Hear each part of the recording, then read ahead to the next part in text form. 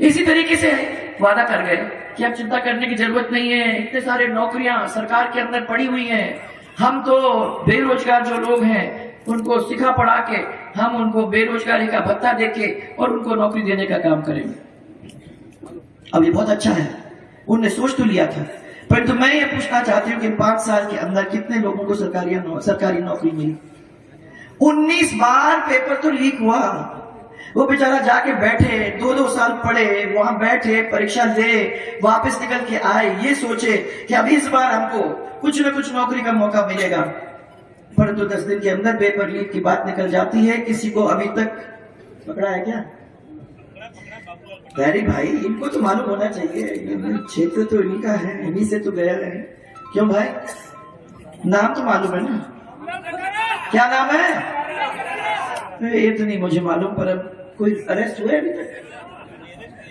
मैं पूछ रही हूँ इनको, हुए? 19 बार पेपर लीक और अभी तक इस सरकार ने जो एक्शन लेना चाहिए था वो नहीं लिया है। बेरोजगारी का भत्ता देंगे, चिंता मत करो, किसी को अभी तक बेरोजगारी का भत्ता नहीं मिला है। बेरोजगारी का भत्ता नहीं, काम नहीं, बेरोजगार हो तो बेरोजगार रहो, हमें कोई परवाह नहीं है। कहां जाए, किसके पास हाथ जोड़े, वो आदमी से पूछो तो वो वैसे ही हताश। वो तो हम समझो किया है मेरे सामने। मैं मानती हूं कि इन्होंने मुझे सिखाया कि 36 के 36 कौम एक साथ जब बैठेंगे, 36 के 36 कौम जब एक सपना साथ में देखेंगे तो तरक्की का रास्ते पे हम लोगों को तो चल पड़ना ही है। ये जब बचते हैं, जब एक दूसरे के बीच में दीवारें खड़ी हो जाती हैं, जब अलग अलग रास्ते पे चलने लगते हैं, तब विकास हमारा रुक जाता है और हम उसको कर नहीं पाते।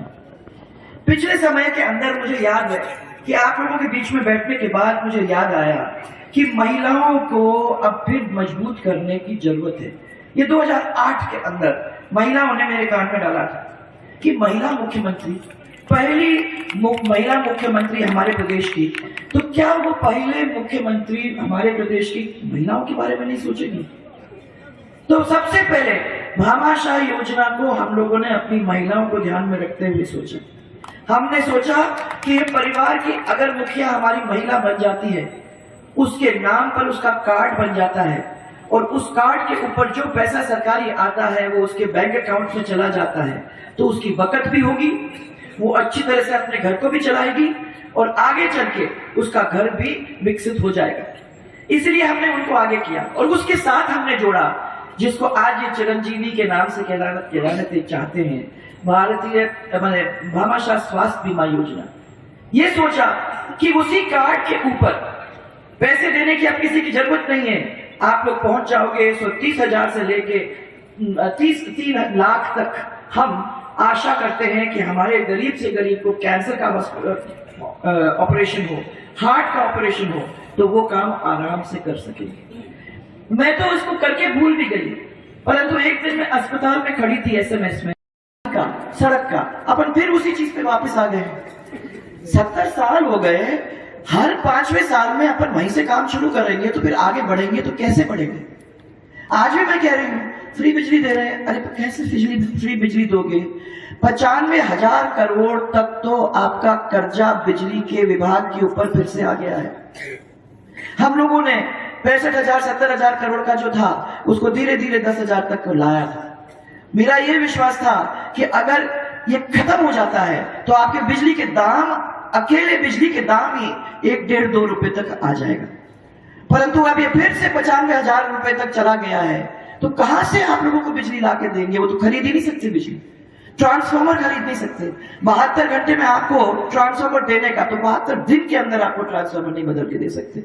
ये तो आपकी बिजली की स्थिति हुई। कहते हैं कि 100 यूनिट आपको फ्री देंगे, दे कैसे सकते हैं जब बिजली ही नहीं आती? तो 100 यूनिट आएगा कहां से? और फिर वो बिल देख लो आप, वो बिल भी लिखता है सरचार्ज के ऊपर 58 करोड़ रुपया आपके जेब से उन्होंने ले लिया है और फिर वही पैसे 100 यूनिट के अंदर डाल के आप कुछ वापस दे रहे हैं। तो आपके एक जेब से पैसा निकाल के दूसरी जेब में डालने का काम कर रहे हैं, उनका तो कुछ भी नहीं जाना। अंदर उन्होंने खजाना खोला और खजाना खोल के जो माए या माता बहने आए या चलो एक टेलीफोन ले लो तुम उससे खुश हो जाओ, चलो तुम शर्ट ले लो, चलो तुम पैंट ले लो, तुमको जूता देते हैं, तुम्हें धोती देते हैं, सब कुछ जो चाहिए वो ले लो। तो ये सब चीजें अगर आपको करनी थी तो अगर 4 साल पहले कर लेते तो ये सब जमीन पे आ जाते, सड़कें बन जाती, आपके ग्रिड सब स्टेशन बन जाते, पानी आ जाता, पीने को हो जाता, गोरखपथ जैसे हम लोगों ने बनाए और बन जाते। परंतु ये नहीं किया क्योंकि उनका सोच ही नहीं है करने का। उनने 6 महीने 8 महीने पहले ये काम किया क्योंकि उनको मालूम है कि 12 महीने के बाद तुम्हें जो आना है नहीं, मैंने जितने वोट बटोरने हैं वो वोट बटोर लिए, आ जाते हैं तो आ जाएंगे और नहीं आ जाते तो ठीक है, तुक्का तो लगा ही दिया। और मुझे विश्वास है आपको तो रोज रोज मिलता ही है उसका आशीर्वाद, तो मैं कल उनका लेके निकलूंगी। आपको बहुत बहुत धन्यवाद बांसवाड़ा में आके इतने सारे आपको मेरे को दर्शन करने का मौका मिला। दीपावली की बधाई। अकेले की जिम्मेदारी नहीं है भाइयों, आपके ऊपर जिम्मेदारी डाल के जा रही हूँ। मैंने तो अपनी बात जो कहनी थी कह दी और मैंने कह दिया कि ये परिवार है आपकी, इसकी तो जिम्मेदारी कुछ है कुछ आपकी भी है। दोनों जब 5 साथ मिलके चलोगे तो मैं समझती हूँ कि यहाँ तो कुछ चेंजेस तो आने ही आने हैं। आज सब लोग बैठे हो, जिम्मेदारी आपकी है, डालूंगी अगर आप चाहते हो तो। बताओ यार, ऐसे भी आपकी नींद आ गई क्या? अभी सभा 9 बजे, बताओ डालू?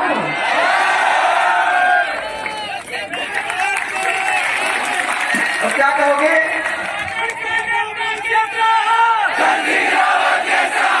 जोर से कहो भाई।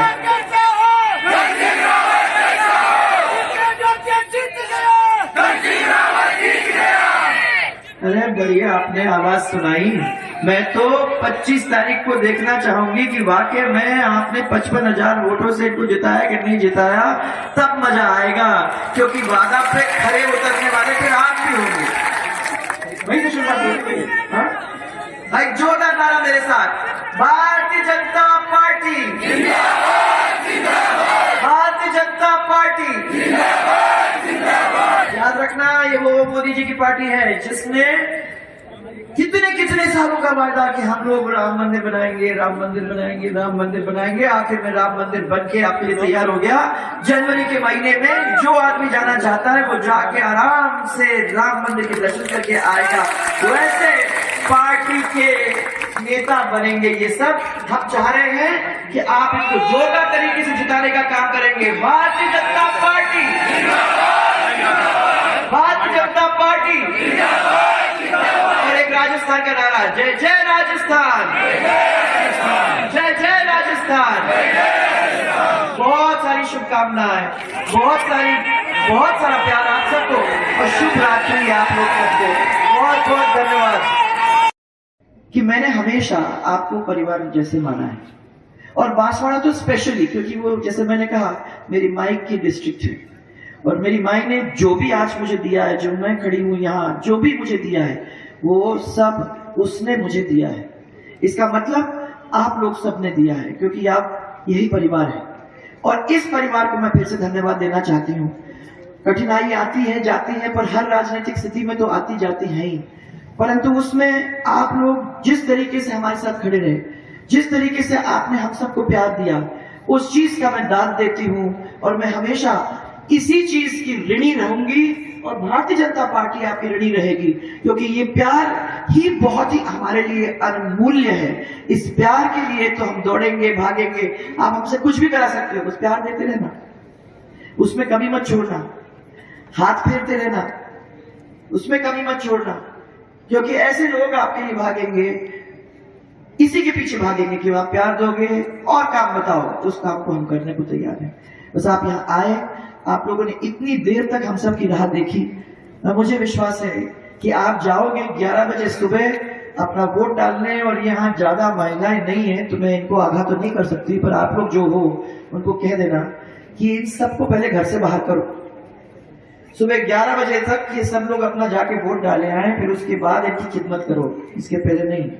नो चाय नो खाना, जब तक ये वापस अपने वोट डाल के नहीं आ जाए। 11 साढ़े 11 बजे तक अपना पूरा कंप्लीट ही हो जाएगा।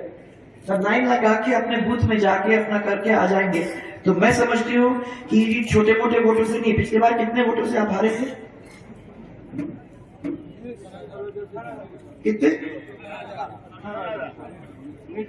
तो इसका तो मेरे को मानती हूँ, मेरे को डबल से तो जीतना है, तो 18 को 3 से करो तो 18 से तो मेकअप करना है एक, और फिर 2 18 आपको लेने हैं डबल। तो इसका मतलब क्या हुआ, कितने हुए? कौन करता है मैथ्स यहाँ? 36 प्लस 18 54 ना, 55 ही कर दो भाई। 55,000 वोटों से जिताने का काम करोगे तो हो जाएगा काम। ज्यादा वजह आओ जरा, जैसे मैंने कहा मंत्री जी, अगर बांसवाड़ा से विधायक जीतता है तो राजस्थान में जो विधायक जीतेगा उसकी सरकार बनती है, ये परिपाटी नहीं है। और मैं आपको विश्वास दिलाता हूँ, आपके आशीर्वाद से हम कांग्रेस के उम्मीदवार अर्जुन सिंह बामनिया को बोलो कितने हजार वोट से हराएंगे? जोर से बोलो कितने हजार वोट से? बांसवाड़ा की जनता अर्जुन सिंह बामनिया को 50,000 वोटों से हराएगा। और राजस्थान में भारतीय जनता पार्टी की सरकार प्रचंड बहुमत से बनेगा, ये हम सब संकल्पित हैं।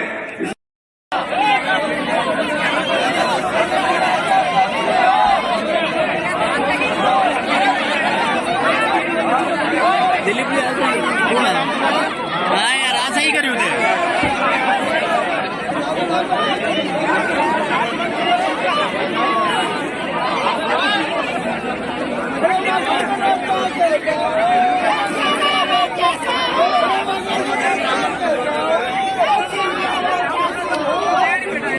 मैं ले रहा हूँ, गरम से जल्दी जाए। स्वागत हो गया, नीचे पधार जाए।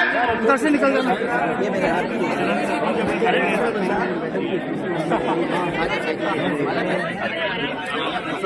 आगे बढ़ते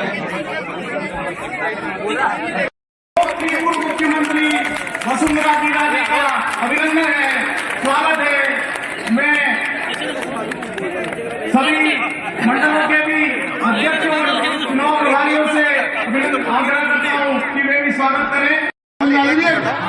આપણે જાવ તો આપણે કામવાળી કોષ ના હે और જોનિયો ના ભાઈ સોરે ને દાળ में पानी खरी करी ने आने वार्डन ने पैसा ली दिया ने पुलिस कुटे ने अर्जुन लूटे, पुलिस कुटे ने अर्जुन दो हवाई रे वो जुए करे दाड़ा तक कोई सिंह जी कहता के ई भगवान नो खाई गयो, भगवान नो खाई गयो, बाप नो खाई जाए वो अर्जुनियो भगवान ने हो छोड़ दो रे ने कांग्रेस वाला भगवान ने माने कार्य।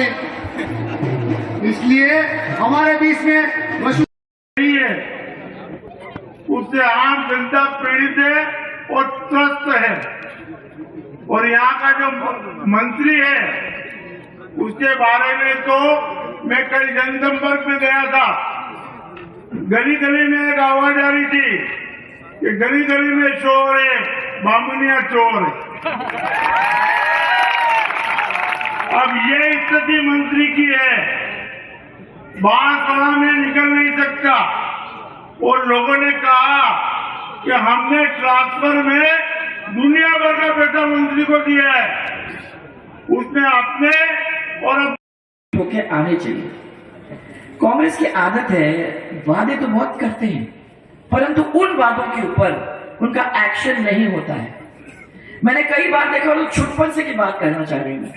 जब मैं छोटी थी राजमाता साहब के साथ जाती थी तो और आज बांसवाड़ा जैसी जगह, जिस जगह मेरी माई का मंदिर है, उस माई के मंदिर के पवित्र भूमि पर आप सबको प्रणाम करने का और आप सबसे मिलने का और सबका प्यार लेने का और देने का मुझे ये मौका मिल रहा है।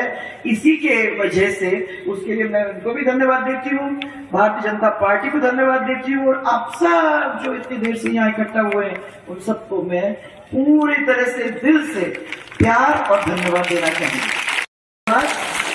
और उससे मुझे यह विश्वास होता है कि सरकार तो भारतीय जनता पार्टी की बनेगी। ये कहते हैं, मैंने एक्चुअली उसके बारे में सोचा नहीं था कि जब भी यहाँ से विधायक जीत के जाता है तो सरकार भारतीय जनता पार्टी की बनती है।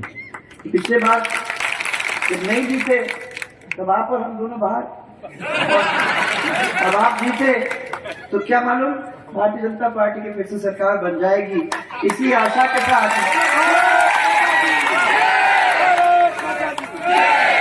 फिर आज दिवाली का बहुत बड़ा त्योहार अभी निकल के गया है। मैं समझती हूँ कि वो आज की शाम कंप्लीट नहीं होगी अगर मैं सबसे पहले दिवाली की बहुत सारी शुभकामनाओं से आपको देते हुए शुरू नहीं करूंगी। आप थोड़ा सा इधर हो जाओ, थोड़ा सा इसे मिलने का मौका मिला है। और मैं तो सिर्फ इतना ही कहना चाहूंगी कि हम लोगों ने जब सरकार संभाली थी तो हम लोगों ने सबने एक सपना देखा था। राजनीति लोग कहते हैं कि दिमाग का खेल है, और मैं भी मानती हूं कि दिमाग से ये काम लेना चाहिए। अपने को सबको बिना दिमाग के राजनीति कैसे हो सकती है? 2 और 2 4 होते हैं, परंतु राजनीति के अंदर 2 और 2 22 भी हो सकते हैं। तो इसलिए राजनीति तो दिमाग का काम है, परंतु मैं ये मानती हूँ, राजमाता साहब ने मुझे ये सिखाया है और मैं आप लोगों के बीच में रह के ये समझ पाई हूँ कि दिल के साथ साथ दिमाग के साथ साथ दिल को भी इस्तेमाल करना बहुत जरूरी है। जब दिल और दिमाग राजनीति के अंदर हम लोग ला सकते हैं तो मैं समझती हूँ कि बहुत सारे काम ऐसे हो जाते हैं और आसानी से हो जाते हैं जो वाकई में जनता चाहती है। हम जयपुर में बैठ के नहीं सोच सकते कि आप क्या चाहते हो।